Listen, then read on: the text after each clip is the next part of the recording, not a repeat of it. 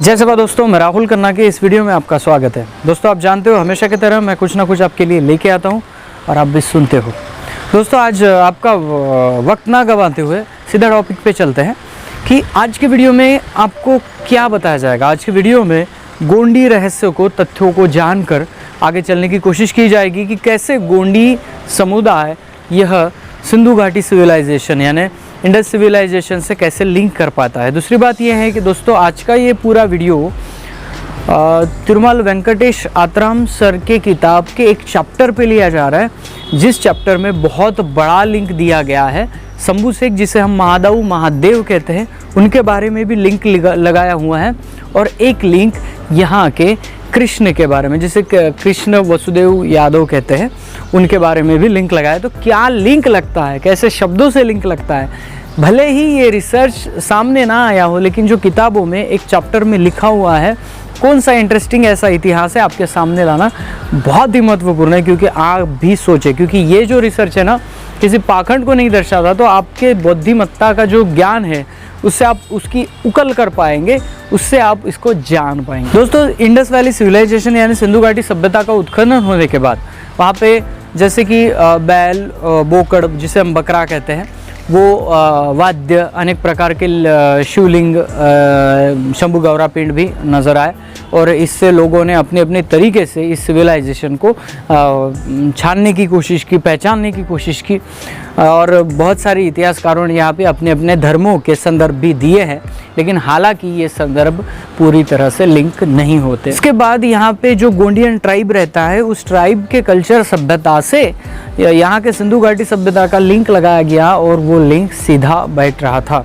इसके लिए तिरुमल वेंकटेश आत्राम सर, आचार्य मोतीराम कंगाली सर, ऐसे साहित्यकारों ने फिर इसके लिपि का भी अध्ययन किया। फिर भी एक बात है कि हम जितने लिंक लोगों के सामने लाएंगे, जितने तर्क लगाएंगे, उतने कम है, क्योंकि तर्कों से तो इतिहास बनता है। कोई कहता है कि ग्रंथों में लिखा हुआ ही इतिहास है, तो गलत है। तर्कों से हम जान पाएंगे कि क्या इतिहास रहा होगा। तो दोस्तों, सबसे पहली बात, वहाँ पे जो प्राणियों के मिले, उसमें ज़्यादा से ज़्यादा मूर्तियाँ जो मिली वो बोकड़ यानी बकरे की भी मिली। अभी बकरा एक सर्वसामान्य है, हो सकता है उस सिविलाइजेशन में पशुपालन बहुत बड़ा व्यापार था, पशुपालन था, लोग घर घर में पशु पालते थे। और हमें इतिहास जब हम पढ़ेंगे तब ये भी हमें समझाया जाएगा कि पशुपालन और खेती ये दोनों शुरू हुए थे। तो उस काल में कपास की बात आती है तो हम ये भी मान चलते हैं कि वहाँ पे खेती बहुत बड़ी प्रमाण में अस्तित्व में थी, और उसके बाद पशुपालन भी था। अभी हम सीधे एक बोकड़ यानी बकरे की बात करें तो गोंडी में इसको क्या कहा जाता है ये देखेंगे।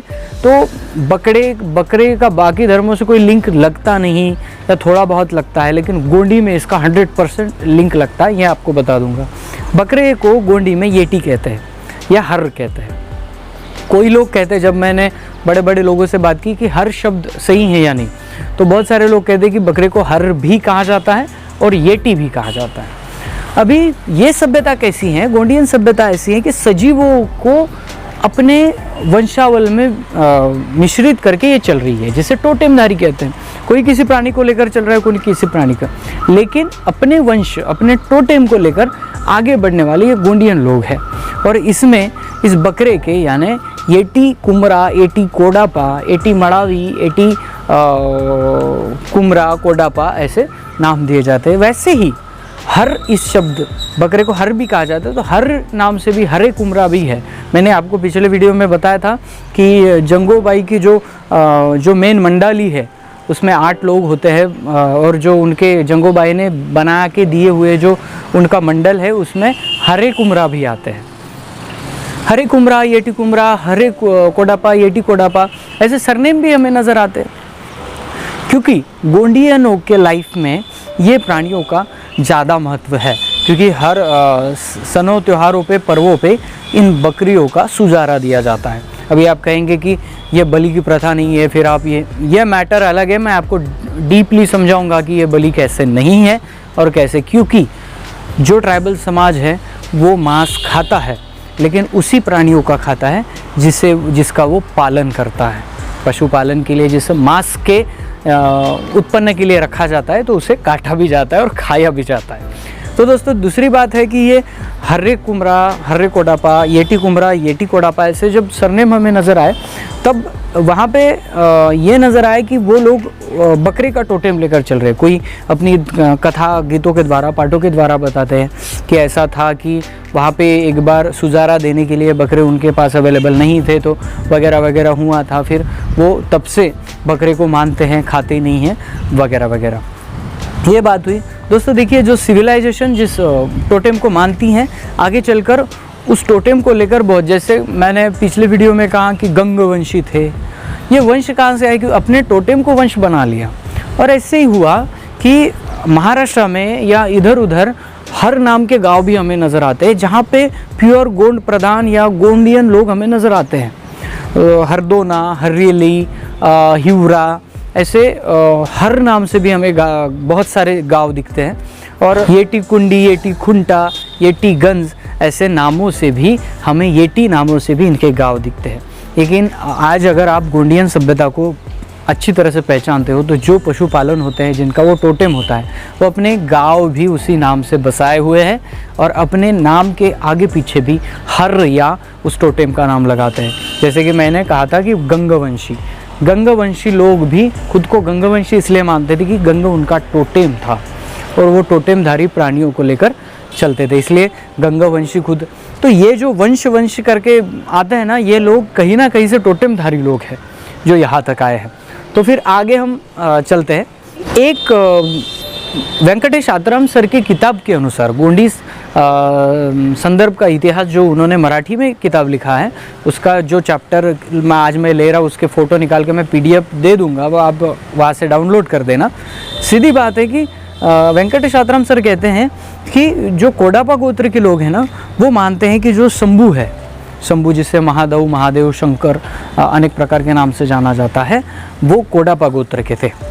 देखिए, कोडापा गोत्र के माना जाता है, ये निदर्शन में आया वेंकटेश आत्राम सर के। उन्होंने कहा कि कोडापा गोत्र के माने जाते हैं, तो कोडापा लोग किसी अलग एरिया में हर लगाते हैं सामने। जैसे मैंने पहले ही बताया कि हर्रे कोडापा, हर्रे कुमरा, हर्रे मड़ावी, तो ये हर लगाते हैं, तो हर कोडापा हुआ। तो उसी गोत्र के शंभू होने के कारण उसे हर महादेव कहे जाने लगा और आगे चलकर धीरे धीरे अपभ्रंश होकर ये हर महादेव हुआ।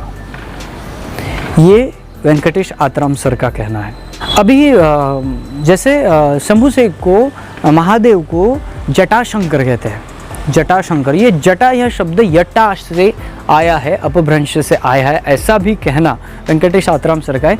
यटा, येटी, तो ये जटा हो गया और आगे चलकर उन्हें जटाशंकर कहने लगे। एक्चुअली वो हर महादेव है, आगे चलकर वो हर महादेव बने, क्योंकि ये अपभ्रंश शब्द तो हमें पता है कि 100-150 सालों में इसका अपभ्रंश निकल आता है। लोग एक कहने वाले थे और दूसरा कहने लग जाते हैं, ये तो सीधी बात है। तो अपने जो संस्कृति है इसमें बदलाव भी होते रहते। तो सर का कहना है कि ये जो हर लगाने वाले लोग हैं, हर कुमरा, हर जो इस टोटेम को लेकर चलने वाले गोत्रीय लोग हैं, वो नाम के सामने हर लगाते थे, जैसे हर महादेव, तो वो आगे चलकर हर महादेव हुआ। तीसरी बात ये कहते हैं कि जो हमें कृष्ण भगवान का, जो भगवान कृष्ण बताए जाते हैं, उनके दुनिया में आने से पहले यहाँ पे गोंडियन सभ्यता में हर शब्द प्रचलित था। और हो सकता है कृष्ण भगवान भी गोंड ट्राइब से आते हो, आगे चलकर उन्होंने भी अपने नाम के सामने हर लगाया। तो हो सकता है महादेव का गोत्र और कृष्ण का गोत्र सेम हो और वो अपने नाम के सामने हर लगाते हो, इसलिए वो हरे कृष्ण कहते हैं। ये भी कहना वेंकटेश आत्राम सर का है। देखिए, ये कितवे शंभू है, कितवे नंबर के कौन से शंभू है, ये रिसर्च की बात है और इस पे रिसर्च करना चाहिए कि ये सही है गलत है। अगर शंभू कोडापा गोत्र के हैं तो कौन से है, क्योंकि अलग अलग शंभू, हमें 88 शंभू नज़र आते हैं। और इसके बाद कृष्ण का जो लिंक उन्होंने लगाया है वो भी सही लगाया कि वो नाम के सामने हर लिखते हैं, हरे कृष्ण, तो ये भी हो सकता है। वेंकटेश आत्राम सर आगे चलकर कहते हैं कि सिविलाइजेशन में जैसे टोटेम लगाए गए, सिविलाइजेशन में गांव-गांव में हर शब्द आता है, हरदोना, हरदुली हमारे एरिया में है, तो ये हर लगा दिए गए। तो हर द्वार का आज हरिद्वार शायद हुआ होगा, और हरिद्वार में हमें अगर प्राचीन सभ्यता खोजना है तो शायद हमें वहाँ की गोंडियन सभ्यता मिल सकती है। ये भी वेंकटेश आत्राम सर का कहना है, क्योंकि गोंडी में हर शब्द और येटी शब्द को लेकर रिसर्च किया गया, और वेंकटेश आत्राम सर के सामने इतने सारे प्रूफ आए कि उन्होंने इतने सारे आने वाले जनरेशन को लिंक दिए कि मैंने तो लिंक दिया है, आपको खोजना पड़ेगा। और तीसरी बात यह है कि ऋग्वेद जैसे संस्कृत का गाढ़ा अभ्यास वो रखते थे। वेंकटेश आत्राम सर संस्कृत बहुत फ्लुएंट बोलते थे, उनको समझ में आती थी, और बहुत बड़े ग्रंथ उन्होंने पढ़ लिए थे।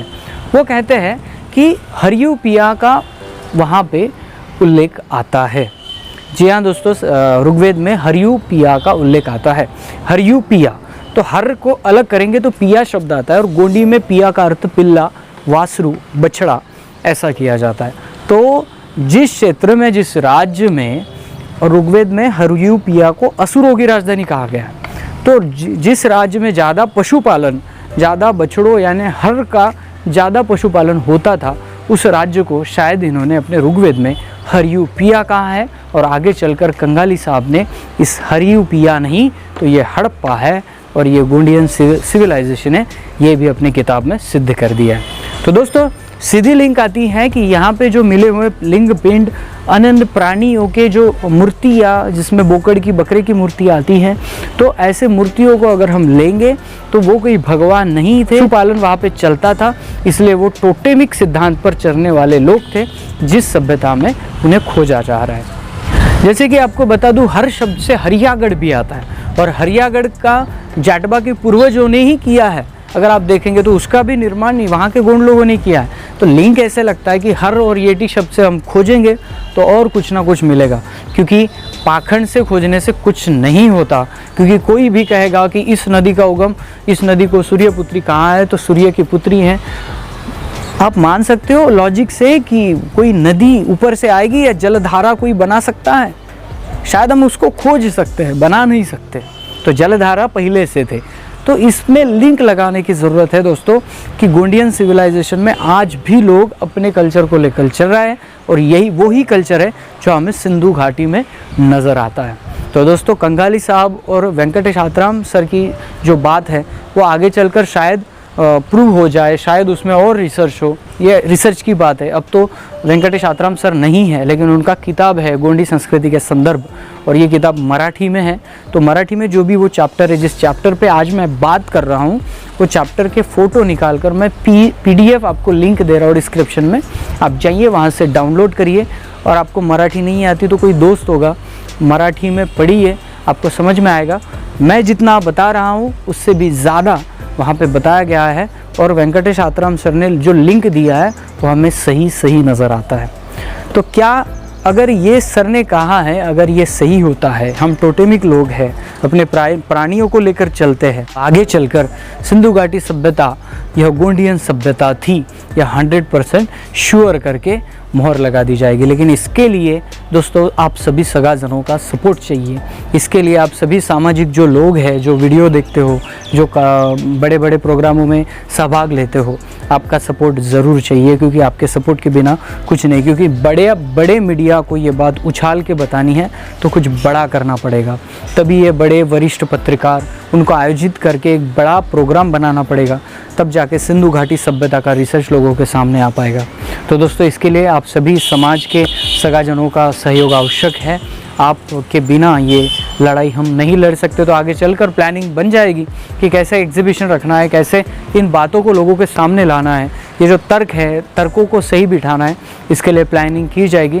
दोस्तों इसके लिए आपका सभी का सहयोग आवश्यक है। ये वीडियो कैसे लगा बिल्कुल कमेंट में बताइए, और जो मैंने PDF फाइल दे रहा हूँ वो भी पढ़िए, अपने दोस्तों में शेयर करिए, क्योंकि तर्कों से ही इतिहास ढूंढा जाता है, पाखंड से नहीं। मिलते हैं अगले वीडियो अगले टॉपिक के साथ। तब तक के लिए जय सेवा, जय जोहार, जय आदिवासी, जय गोंडवाना, जय भीम।